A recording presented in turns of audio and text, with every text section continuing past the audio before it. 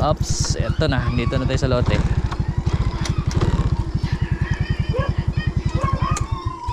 Sisigaw na yung mga dogs, mga alaga namin. O, ayan po.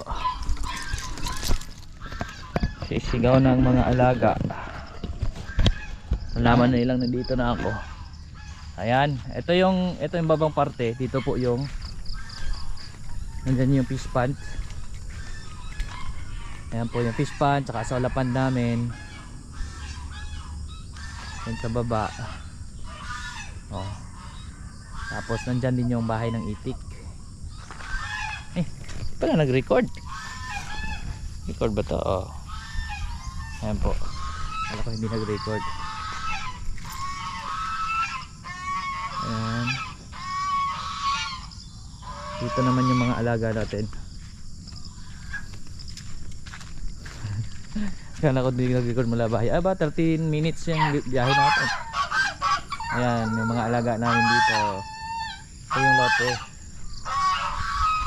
Ayan, pakita ko sa inyo yung mga alaga natin dito.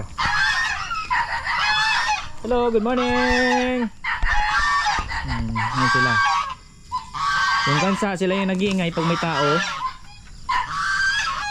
Tapos or may ibang hayop na papasok, sila yung sensitive dyan. Kaya kasama sila sa tagabantay dyan. So, pasok muna tayo.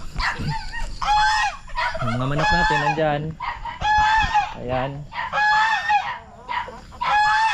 Ito, yung mga bahay ng alaga natin. Ayan po. Yung doon sa itikan, meron na tayong video doon. Pakita ko sa inyo yung mga video doon. May mga na-upload tayong video doon na sa baba. Ito yung dating lagayin ko ng itik. Itong part na to, yung mga sisiw. Tapos malaki na nilipat ko na sa baba. Ito naman bahay ng manok. Meron nga rin po naglilimlim dito ang manok. Yan o. Uy, nagsasapa o. Yan ang mga manok namin nagalimlim. Hello. Tulog. Tulog ang mga nagalimlim na manok. Ito sila. Hello. Kumusta? Ayan o. Hello. Titik. Titik. Kala ko din na nagalaw si Titik. Tapos dito may mga sisiw tayo ng pabo dito taas. Pero dito mo napakita ko sa inyo yung tinan nyo yung tinanim kong kasaba oh. Lalaki na oh. Malaki na yung mga kasaba. Ngayon oh, mahamog. Siguro pwede tayo maglagay din dito ng kambing sa future pag meron na tayong mga iba pang mga tanim na pakain sa kanila. Oh, baboy, kumusta mga baboy? Ayan yung mga baboy namin oh. Free range style lang to dito. Yan lang sila. So may simentadong area, dito sila kumakain.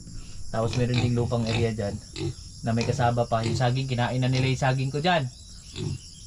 Okay, good. Okay lang.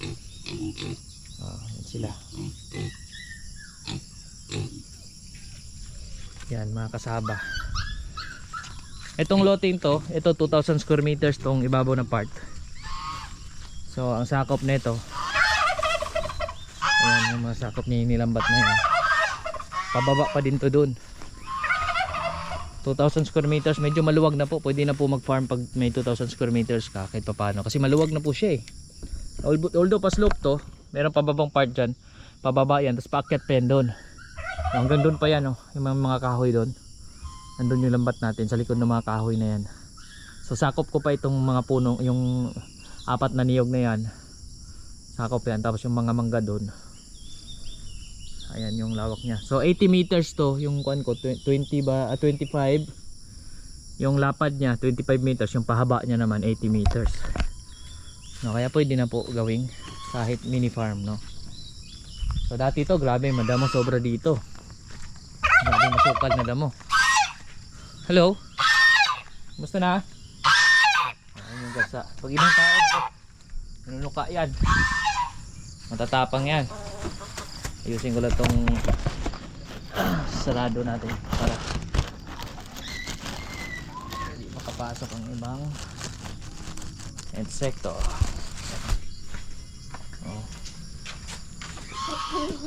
Dito may nakalimlim pa. Yan. May nagalimlim ng mga pabo dyan sa loob. Hello, Choco. Hello, Choco. Oh, gutom na mga dogs. Wala nga. Oh, yan mga maliliit na dogs. Hello. Kumusta na? Dali lang.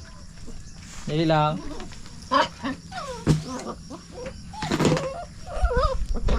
Dali lang. Wala natin sila. Oh, dali. Dali lang. Shh, shh, shh. Hoy, Choco. Shh. Okay. Kayo masama ta, Doy. Yung pabo naman, pakita ko muna sa inyo.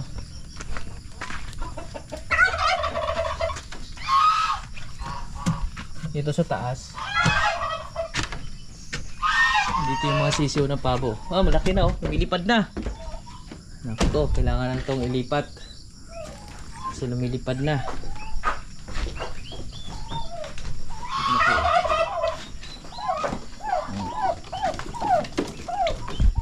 Ito yung sisiw natin ng mga pabo. Ayan. Malalakas na. So far, pwede sila namatayan. Ito kasi, itong part na to, lutuan to ng kupras, landahan. Lutuan ng kupras. So, since wala naman ng kuprasan dito, so ginawa natin lagayin ng mga sisiw itong ibabaw sa ilalim, itlogan ng mga pabo. Kasi gusto ng mga pabo mga itlog, yung safe na safe sila, madilim. Yun yung gusto nila. So, dito naman, ito yung aming kubo. Itong aming kamalig. Ang view ngayong araw na to ay maaraw na doon sa baba. Yung nakaraan maulan, ngayon maaraw. Yung paligid natin may mga tanim tayo dyan, gulay-gulay din sa baba. So ayan no. So yung sa baba naman, separate video, may video rin tayo dyan. Itong mangga, sakop natin yan. Yan yung kabilang area natin na may 1.5 hectares yan. Itong area na itong nilambat, 2,000 square meters. Ito yung una kong in-acquire.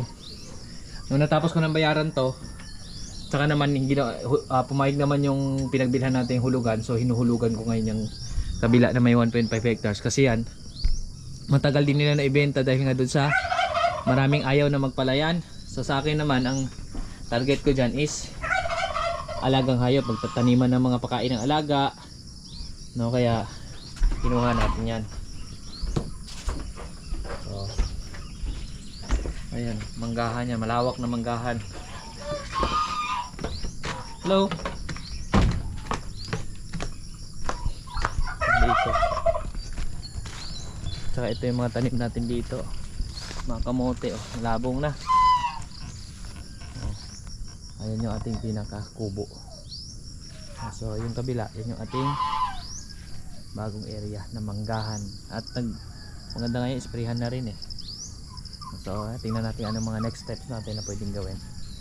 So ayan po yung ating update mula dito sa aming munting lote, mini farm. At dyan sa ating kabilang ongoing pa yung pag-develop natin. So ayan, muli po, maraming salamat po sa inyong lahat sa inyong pagsama dito sa ating video ngayon. Mula sa bahay, papunta dito.